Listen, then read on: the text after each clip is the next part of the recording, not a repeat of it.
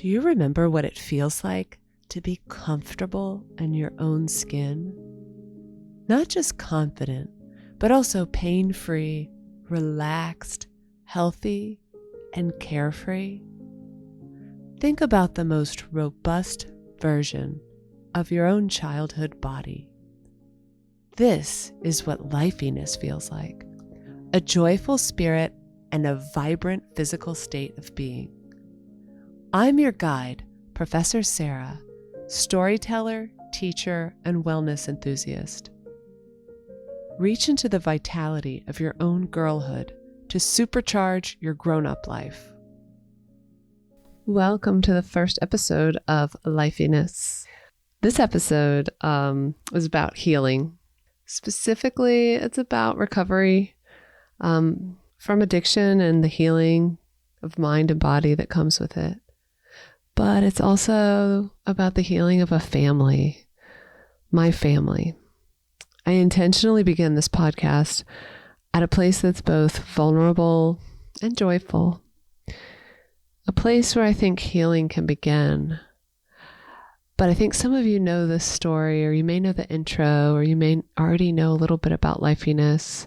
And if that's the case, go ahead and jump ahead to about minute 5 or so.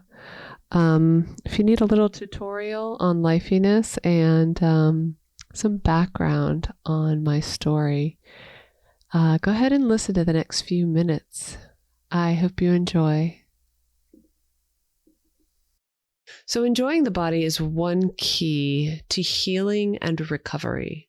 Keep in mind that I'm not a medical professional, but the recommendations here are just gentle reminders of how to stay grounded in nature, meaning the nature of your body. It's not that you should love your body, but that you get to enjoy it. What it looks like on the outside and what it feels like on the inside. All the good and the bad. Lifeiness is a heightened sense of being in the body that creates a more spiritual state. The stories that follow show how coming back into your body and feeling comfy in your skin and in the world can transform your life. My first interview is with Alexis, a former addict who didn't really discriminate among drugs, anything that would make her feel different, anything that would allow her to leave behind her sense of not belonging and of disembodiment.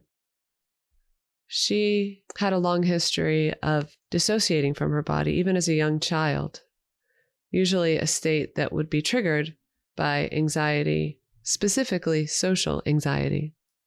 Not long ago, Alexis was estranged from most of her family, including me, her mom. That's probably what makes this interview unique. This is about as close to heart and body as you can get, having a child. And to watch her systematically destroy her own mind and body, well, it's not something most parents want to even imagine. Her long path of active addiction began in high school and was exacerbated by an eating disorder and episodes of self-harm. She actually barely graduated. And then she was in and out of rehab for 4 years. Her periods of sobriety never lasted more than a few months.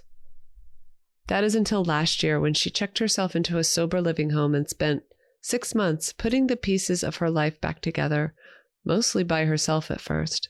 Her dad and I had given up any hope that we could help at all. But things are vastly different now.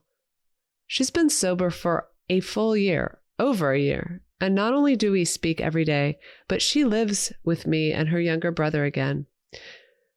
She's in school, working part-time as a dog groomer, and growing her own videography business and online presence as a digital creator. Most importantly, she's repaired most of the relationships that were damaged during her time in addiction. The secret to her recovery success is multifaceted, but it's clear she's overcome some crippling mental health challenges that led up to the drug use in the first place. A huge part of Alexis's healing is due to her recovery community and her dedicated sponsor. But just as much can be attributed to her own self-care, day in and day out. Healthy food, a balanced sleep cycle, fitness in the form of yoga and weight training, just a gentler approach to body image and care of the emotions. I was curious to understand what she was feeling before she started using in the first place. And I wanted to hear the insight she's gained about how this period of sobriety has been different from prior recoveries, how her physical state is different. So here's an interview with Alexis recorded 388 days into her recovery.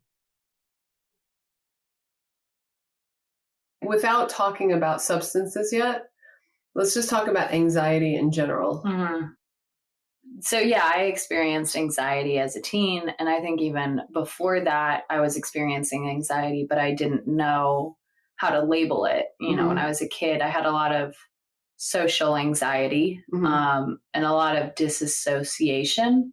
And I think I would try to verbalize that, but obviously I didn't really have the wherewithal to be able to articulate that. And as a teen, it really heightened around puberty, I think, and also around the time that my parents got divorced. And I think that was just because there was a big shift in the dynamic of my home life. But I felt always out of place in a room with people. I felt like if I had a goal or something to achieve, then I could keep myself grounded in that way. But besides that, I kind of felt like I wasn't at home in my own skin. What do you mean by disassociation? What did that feel like? Well, ever since I was really little, I think I would feel like I was dreaming. That's the simplest way to put it. Like I was not real, like the things around me weren't real. And I think the most prevalent symptom of that was not feeling like I was one with my body, like feeling like I was watching the world from some peak that, that was not through my own eyes. Almost like you were like this computer stuck on this body. Yeah, definitely. And you were computing things or watching TV or something. Yeah, definitely. And looking back, I can realize that there was a correlation between that disassociation and moments of intense anxiety. But that was, I feel like, the primary symptom of my anxiety from an early age. And I didn't realize what triggered it at the time. And I didn't realize, I just did not know how to explain it. I remember even trying to explain it to you. And you just didn't know, you couldn't have known what I was feeling. I remember one instance when we were in North Carolina and the feeling hit me all at once walking up to the cabin. And I was trying to say that I felt weird. I felt off. And you were trying to talk it out with me, but I didn't have the capacity to verbalize that. Yeah, I think I remember that, like, much earlier than that, like you talking about it being, it made sense in terms of, like, imagination, like, yeah, like, right. We're all imaginative here. Yeah. And you're like, no, I'm going crazy. No, this is a psychotic break. I'm 6. So you said what you did to cope kind of was to achieve certain things, and you could, like, focus on that. And how did that make you feel better? Was it just kind of a distraction, or did you ever have things where you felt like, oh, I'm finally, like, comfortable in my own skin again? Like, was there exercise or dance or anything that was, like, really physical that kind of helped you cope? I think, you mean as a teenager, maybe. As a kid, I remember trying to overachieve. Like, I remember even being on, like, a family reunion, and we were talking about all the things I wanted to do for the next school year. And I was very ambitious even at that time. I wanted to do dance, and I wanted to do acting, and I wanted to do soccer. And I remember you telling me, that's going to be a lot. And in my head, I thought, if I do all of those things, though, then I will feel better. If I can achieve all those things, if I can balance all of those things.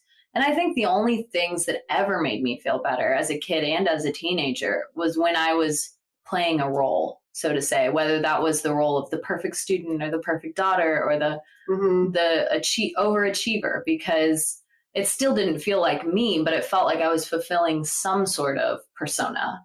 And because I didn't really have in my head my own persona to fulfill at the time because I was disembodied. Right. That makes sense. So so it sounds like you felt really comfortable when you could, because you could easily do things that the outside world would be happy with. So like you had that, whereas like some people might not even have that.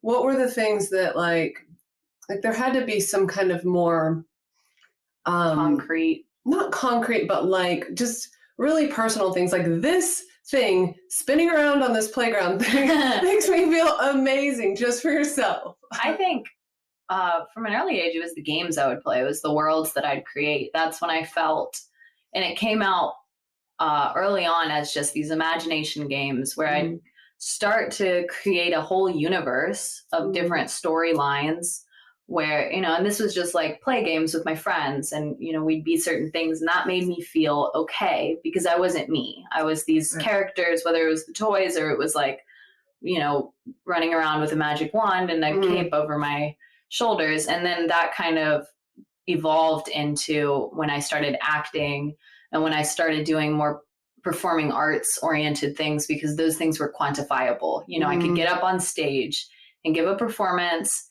and it was either good or bad. Like I'd have direct feedback from that.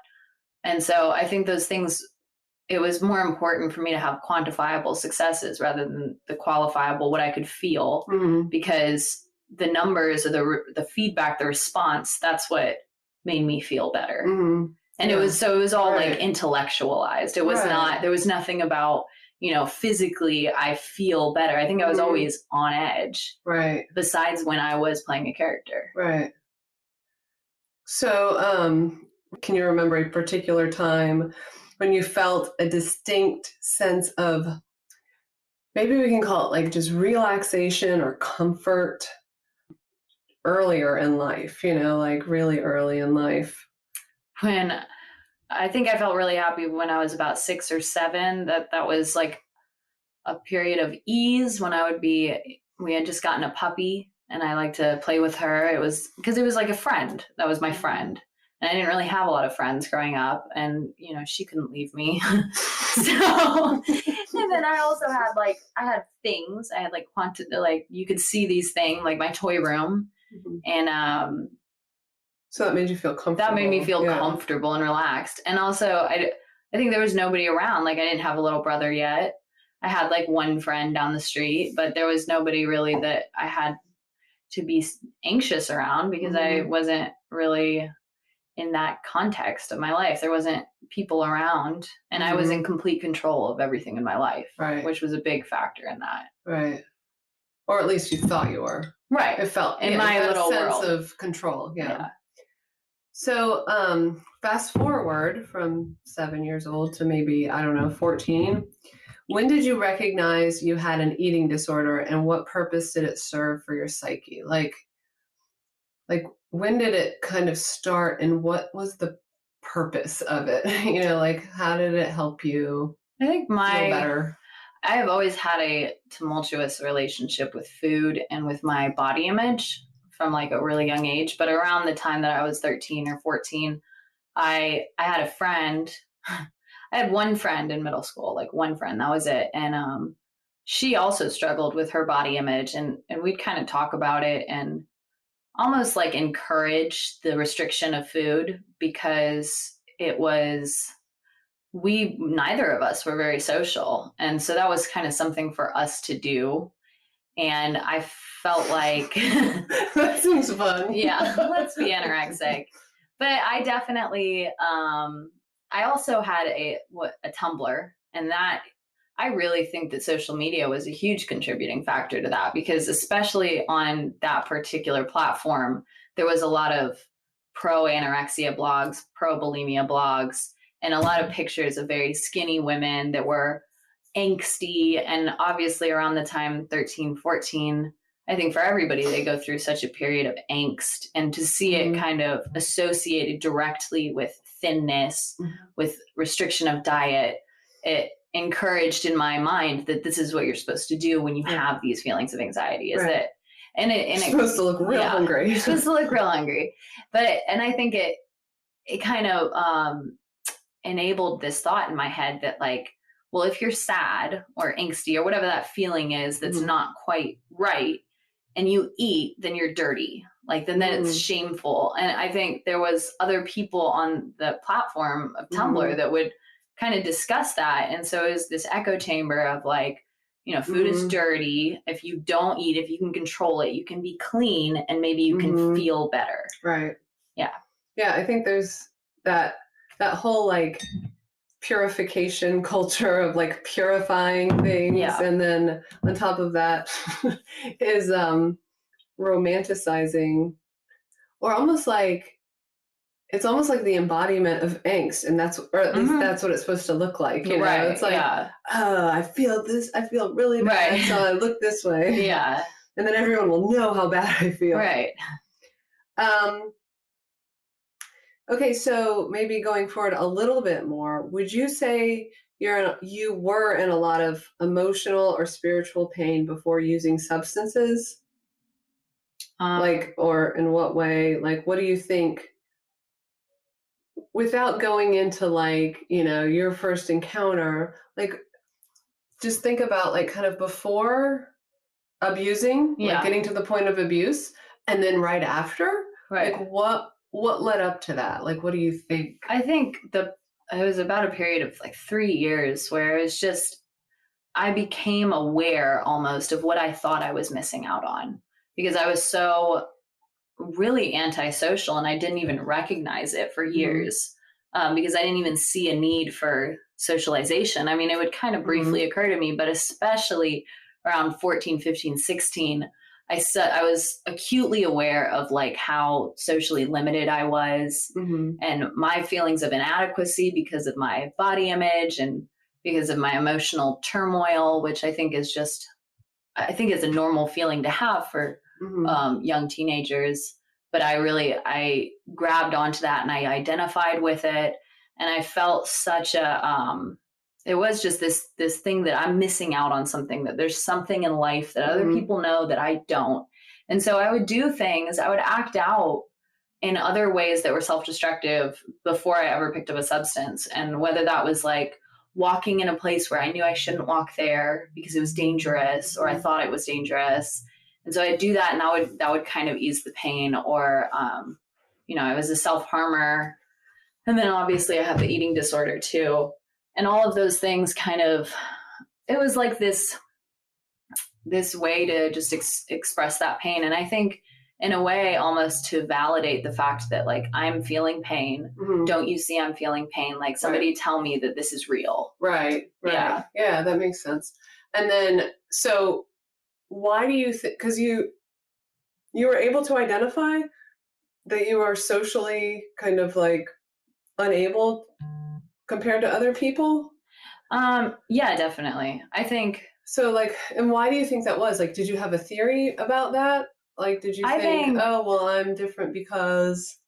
I think, you know, I tried to find justifications, you know, like I feel like antisocial people do that. I would look back at my childhood and be like, well, the reason I didn't have friends is because I was a higher thinker, or, and then it would go into more like self-deprecating thoughts of like, well, I'm just too awkward or incapable of connecting on an emotional level. Seem too smart. Yeah.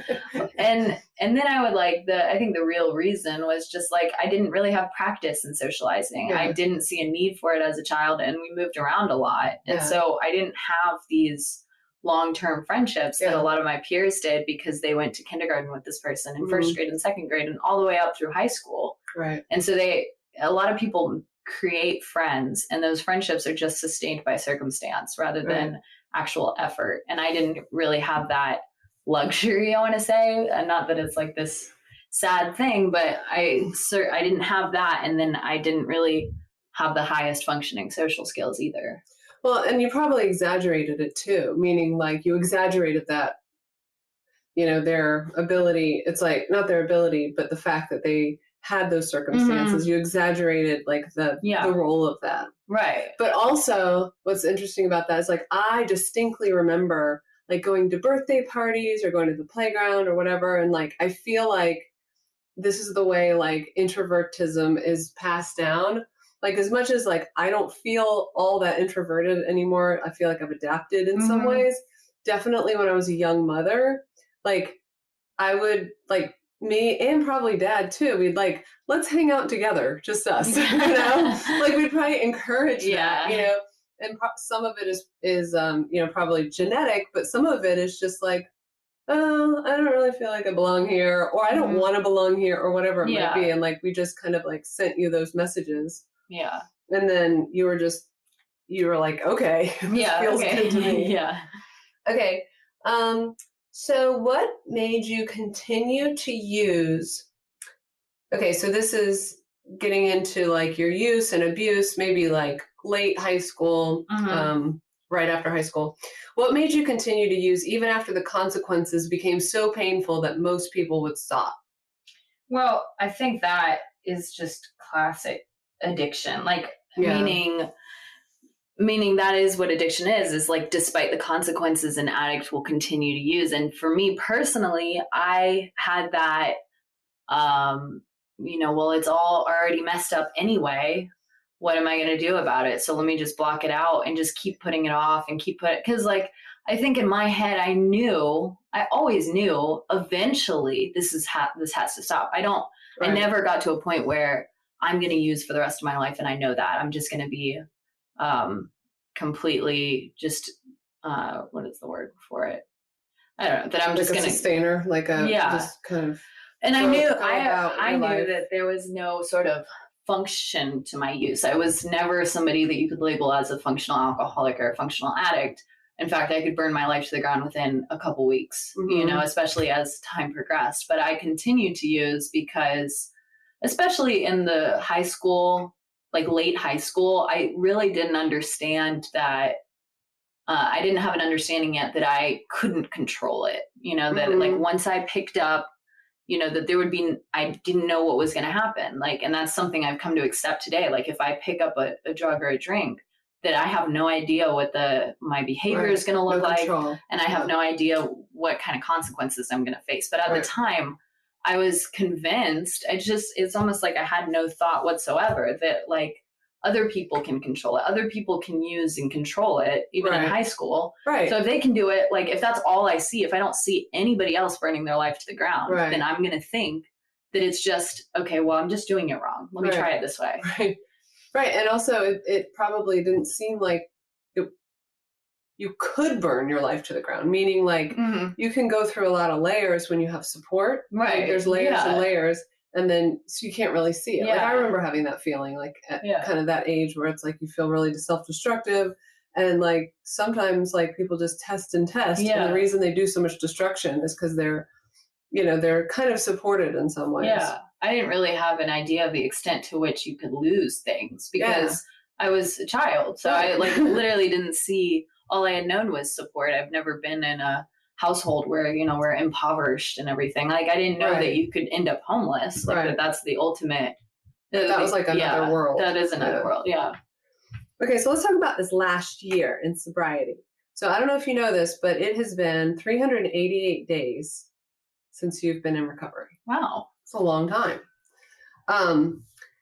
In sobriety. Yeah. Let's talk about because you've accomplished so much in the last year. But before we talk about that, let's talk about like, what are the things or like strategies, like what is the combination of things that you use to like calm yourself down, to like cope with your life because we just talked about high school a few minutes ago. Like what is different?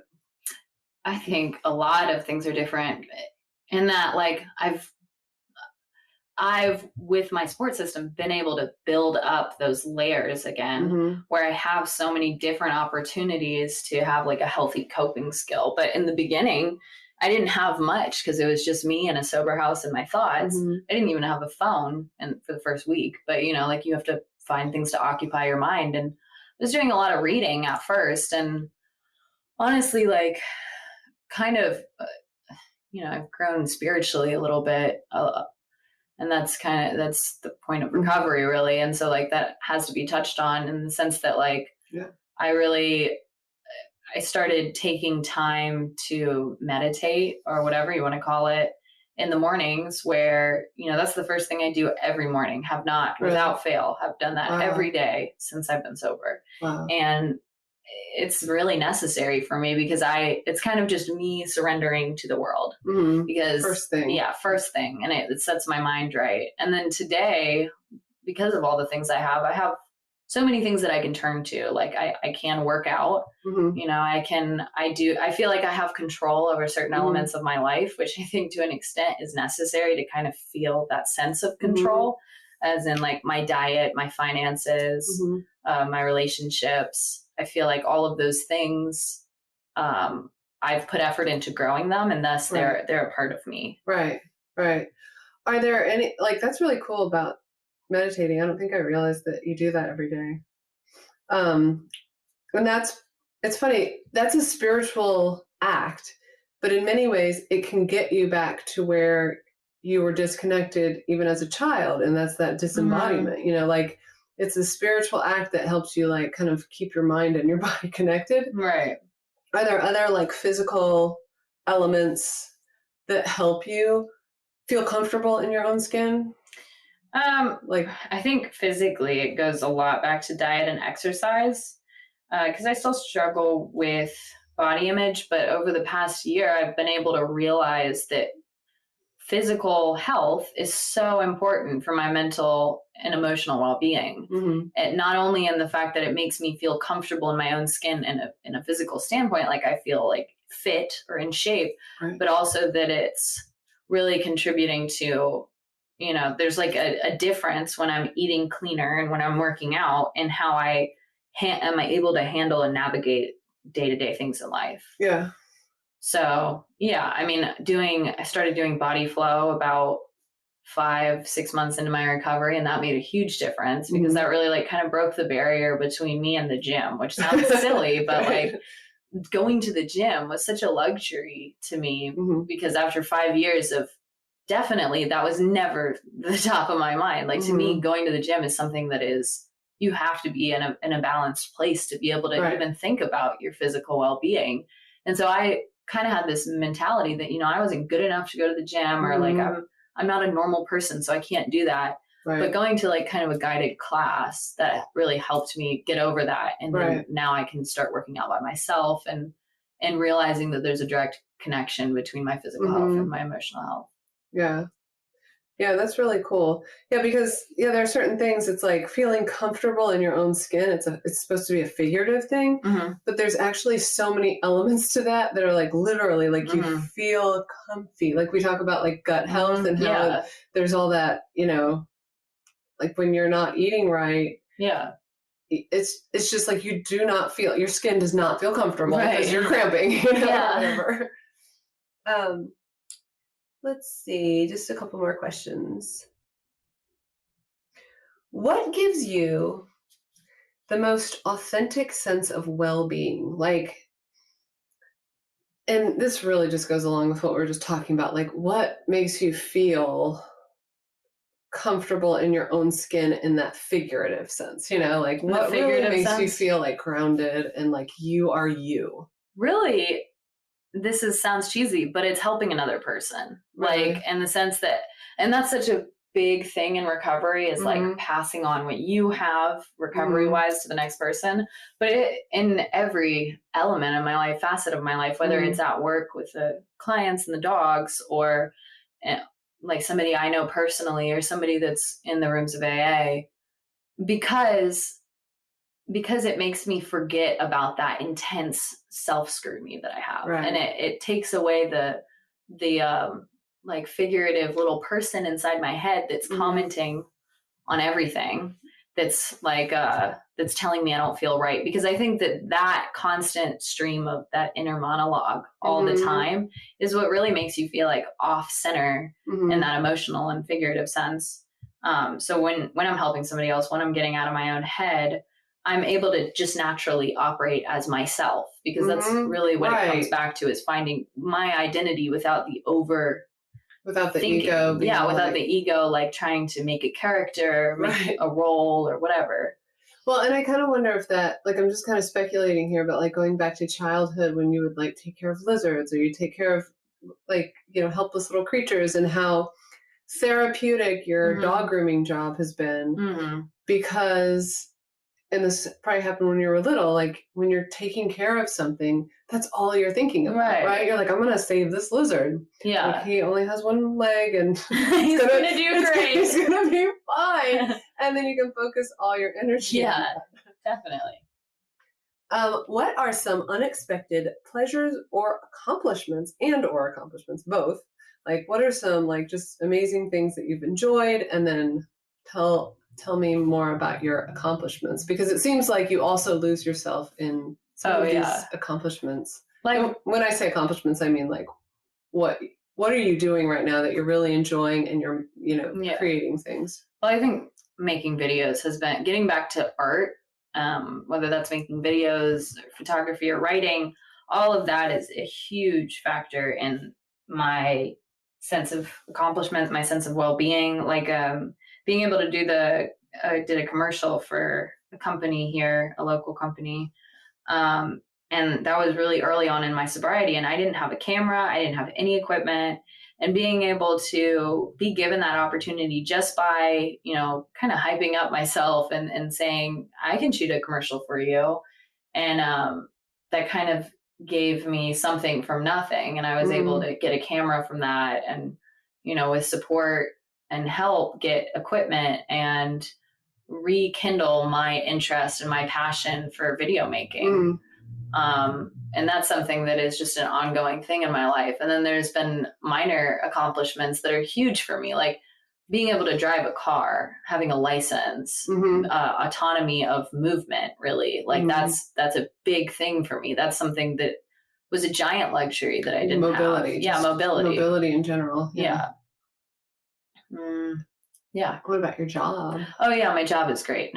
I mean, I was just talking to my boss last night, and I was telling her how grateful I am to her for giving me that opportunity, because that was such a weird thing to fall into, dog grooming. I just never pictured myself there. Like when I was little, I wanted to be a vet. A lot of kids do, but I just never thought about actually working with animals and starting out as a bather for, for $11 an hour. At first, though, that's exactly what I needed, was that sense of responsibility of holding a job sober and being able to pay my own rent and pay my phone bill. Like that was something that was a huge accomplishment for me. And then sticking with that career and kind of growing through it and learning to actually groom, learning a trade that can be used anywhere. In an art. Yeah, in an art. It's a very it can be frustrating sometimes working with the dogs because they don't do exactly what you want them to do. But when you get into the actual scissor work and you just know exactly what you want this dog to look like or what you need it to look like. And it's definitely, there's such a big art to grooming, and you get lost in the work and like just working with the dogs. They all have different personalities, and it's really, if you like dogs, it's a fun job. And you have to be in the present moment because you have to address what's going on, and the pooping and all all the things. There's so much chaos in the shop, and you have to stay calm. Yeah, you have to get them done by a certain time, but and usually you can guarantee that something's going to go wrong, and you can guarantee that at least one day out of the week everything will go wrong all at once. And there's something, if you go into work with that mentality, like on the days when I go in and I'm like, I'm going to do this and it's going to be so easy, it is never easy. But if I go into work and I know, and I surrender to the dogs. Yes, surrender to the dogs. Then it'll be okay. And even if I'm there all day finishing a groom, usually if I spend that long on a groom, I'm pretty proud of it, or I'm proud at least for getting through the day without just walking out. Right. Yeah. Yeah. No, that's a huge thing. That's like such a, it's like a microcosm of the world. It's like, that is a recipe for pain. If you're like, this is going to be easy, I'm just going to get through this real fast. Yeah.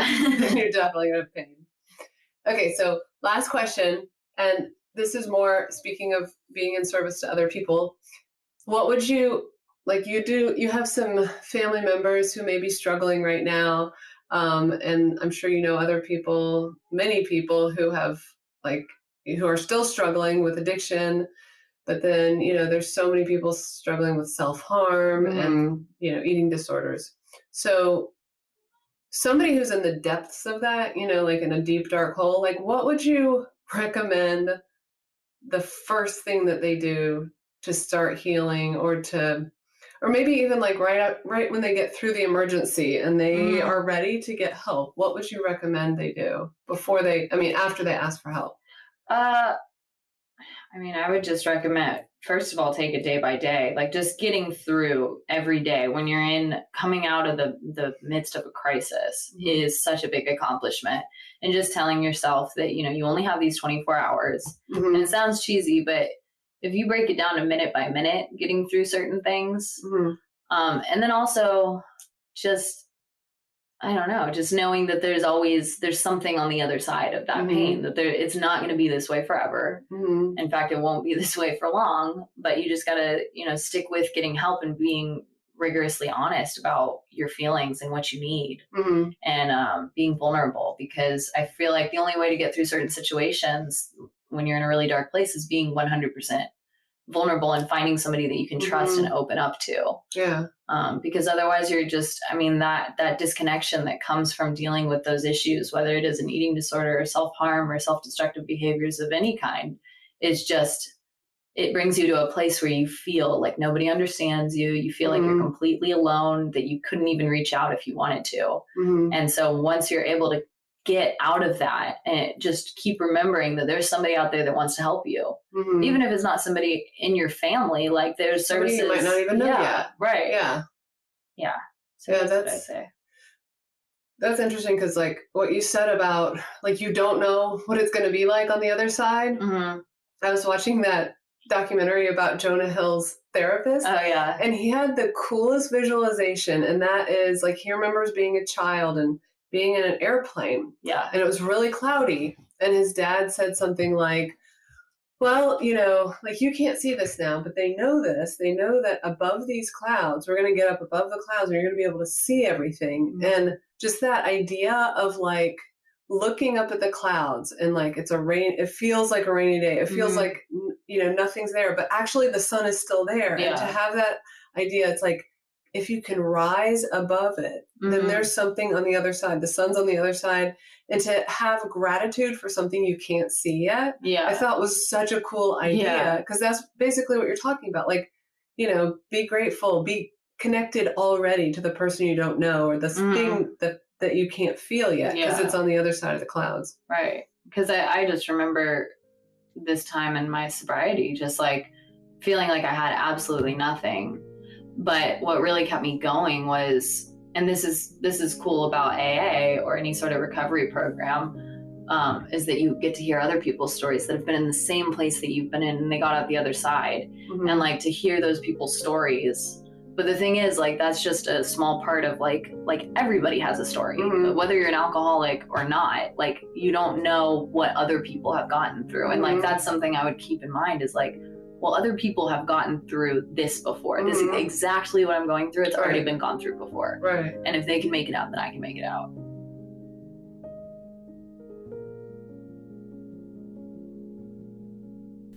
So when I listened back to this interview for the first time, after about a month, my heart filled up so big with joy and pride.